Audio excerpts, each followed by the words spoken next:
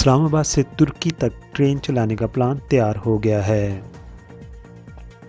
اسلام آباد سے cargo train Iran سے ہوتی ہوئی استنبول تک جائے گی۔ پاکستان ریلویز نے ایکسپورٹ کارگو ٹرین کی فیزیبلٹی تیار کر لی ہے۔ اسلام آباد اور تہران نے تمام بنیادی ضرورتیں پوری کر لی ہیں۔ نئی کارگو ٹرین کو ECO کنٹینر ٹرین کا نام دیا گیا ہے۔ یہ ٹرین سروس 2021 کے ابتدائی دنوں میں ہی شروع کر دی جائے گی۔ اسلام آباد تہران استنبول ریل روٹ کو اقوام متحدہ نے انٹرنیشنل ٹریڈ کوریڈور میں شامل کیا ہے۔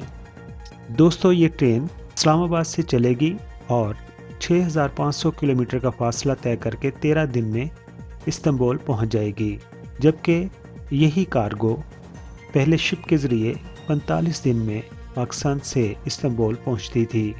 یہ کارگو ٹرین پاکستان میں 1900 کلومیٹر کا فاصلہ طے کرے گی، جبکہ ایران کے اندر 2600 کلومیٹر کا فاصلہ طے کرے گی اور پھر ترکی کے اندر 1950 کلومیٹر کا فاصلہ 13 روز میں طے کر لے گی۔